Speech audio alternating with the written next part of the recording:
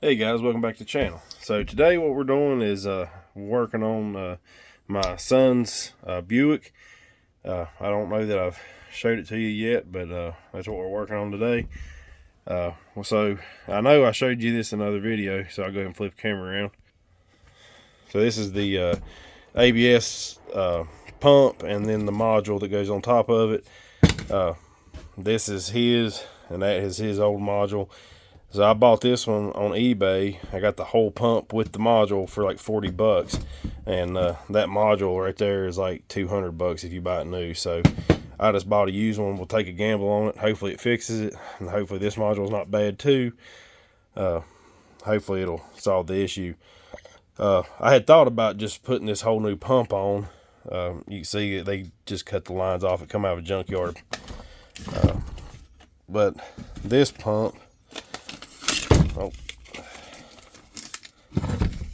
you see here the bushings and stuff is bad, and his is not. So we're just going to keep this pump, and I done swapped the modules out.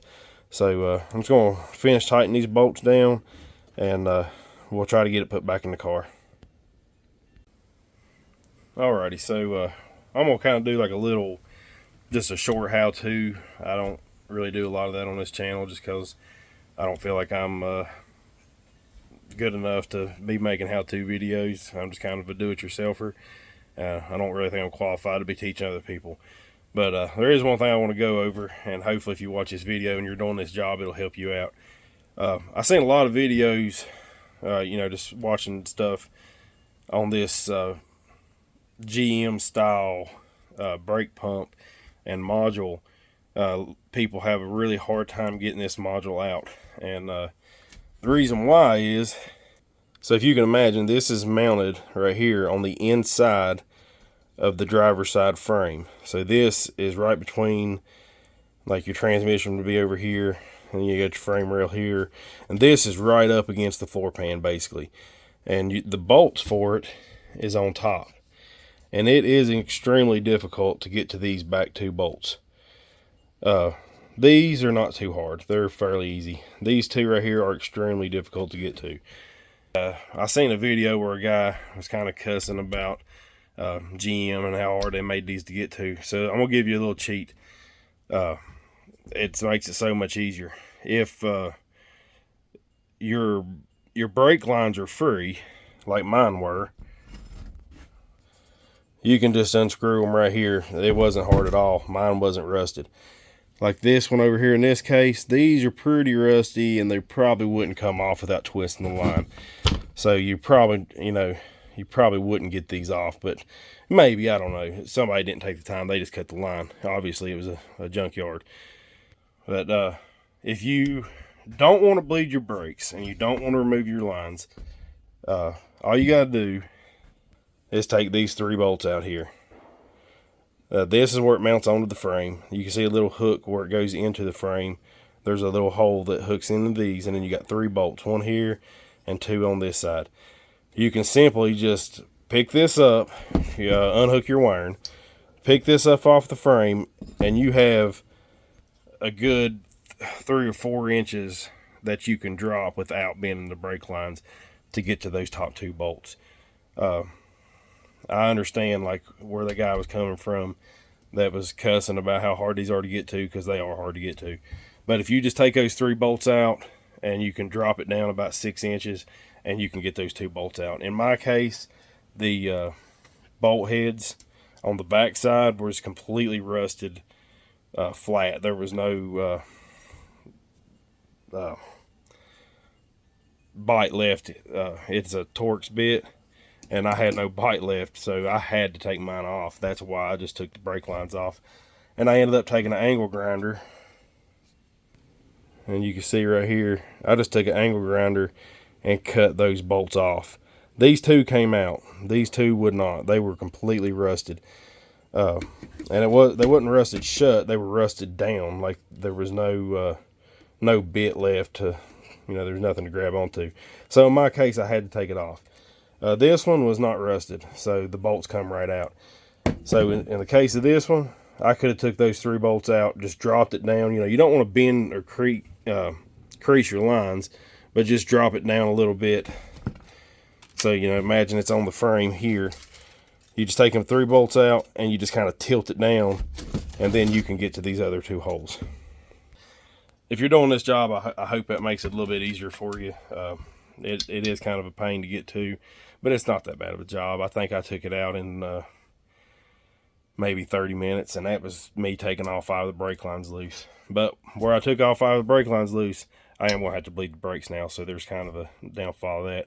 But that is by far the easiest way to get this module off, is to just take the whole thing, the whole pump and all. But if you don't want to bleed the brakes, you don't have to take the lines off. You can just take the 3 bolts out, like I said, and lower it down. You got enough room to maneuver it without taking the brake lines loose. Just be careful that you don't crease them or bend them, because that would cause issues. All right, so this part's done. I got the bolts tight. Let's just get it back on the car now. Alrighty, so I'm going to do my best to show you how to find this thing. So,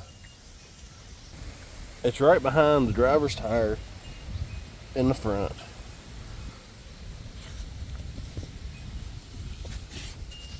Right here's your body mount. It's right on the other side of the body mount.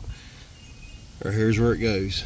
And right there, that's the 3 bolts. And right there's your brake lines. Here's your electrical fittings. So I'm going to set it back up in there, and I'm going to show you what I was talking about before. I got to get a wrench to put these lines back on. But right here's where it goes. It sits right in there. Alrighty, so still working on the brakes here. Give you a little life hack here on these brake lines. So they're pretty tight to get to in some spots, and you use an opening wrench, it's kind of a pain to get in there. So we're going to modify the open end to work on the nut, and I'm going to show you how to do it. All right, so I have this here for presentation, and as you can see, you know, if this line was still connected, you can't get the closed end on. So what I'm going to do is I measured this, then I just measured this and cut it out, so you can slide this through and then use the closed end. That way you got a lot more control, and you got smaller adjustments. You can, because it's really tight. So on this closed end, you know, you got there and there, or you can flip it around and go there and there, but you got a big gap there, and if it's in a tight spot, you know, you can't get to it. And clearly a gear wrench is not going to work in this situation, because you can't get over the line. All right, but let's modify this real quick.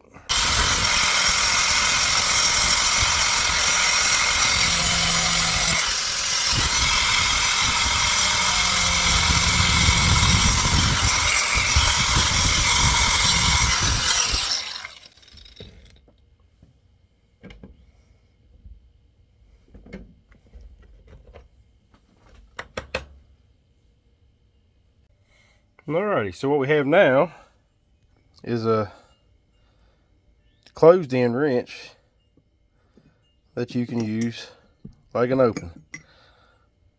Alrighty, let's go finish these brake lines. Alright, so hopefully you can see what I'm working on here. And just when you're taking these out, remember that the hardest one to get out is also going to be the hardest one to get back in. Kind of keep that in mind. So the little tool we made here, what this is for, is like this one over here. You can see it's really hard to get a closed end on it. I mean, you can, but then you turn it here, and then you run out of real estate. So with this end, you can just slide it.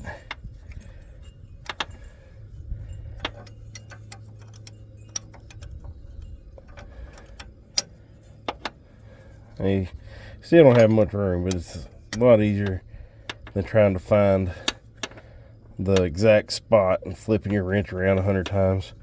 This is going to take a little while, but got it.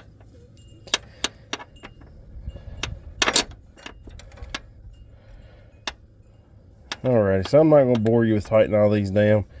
I just wanted to show you how this works. You can take it and just stick it over the line. This actually works really well for breaking them loose too, because a lot of times the open wrench will slip off. As you can see, it did right here, and it'll mess your nut up. So if you got it closed in, it won't slip off as easy. It makes it a lot easier. Alright, so I'm going to go ahead and tighten these up off camera, and then we'll get it to bolt back in, and we'll try it out. Alright, I'm going to show you another example of how this little open end tool helps things. So this back bottom bolt right here is incredibly difficult to get to with the closed end. It's at an angle and you can't get to it. So with this, you can go over top and just slide it over. This is hard to do watching it through a camera, but it works good, trust me. So you just slide it over, and then you can tighten it down from the top. Like I said, this is really hard to do through a camera. I'll try to get a better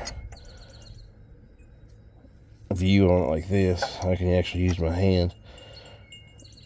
Well, it's already tight, but you can see how this works. You go from the top, you tighten it down, you just loosen it, you go back, you tighten it, you loosen it. You just slide it off the nut each time. But that one's tight, so there you go. Alright, I think it's all 5 of them tight now. I'll double check them all.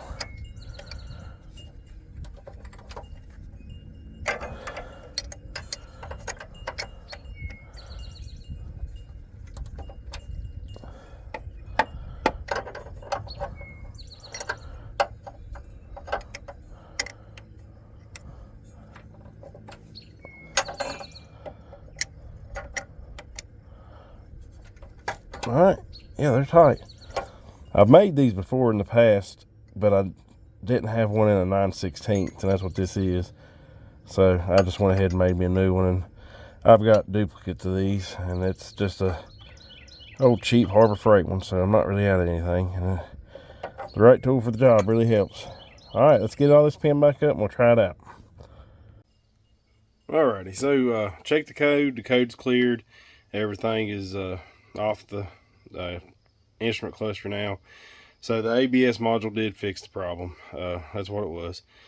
So we got a couple more things to do on the car, but I'm not going to do them in this video. I just wanted to do the ABS module. So that cleared it up. So if you got a ABS light and a brake light with a service brake on your 2005 Buick Rainier or GM Trailblazer or whatever else they copied off of that body style, you might want to check out that module. It's a pretty easy fix. It's not that difficult, and if you get lucky like I did, you can find a used module that's not bad, and it's not that expensive. 40 bucks, and it's fixed. So I appreciate you watching. I'll see you next time.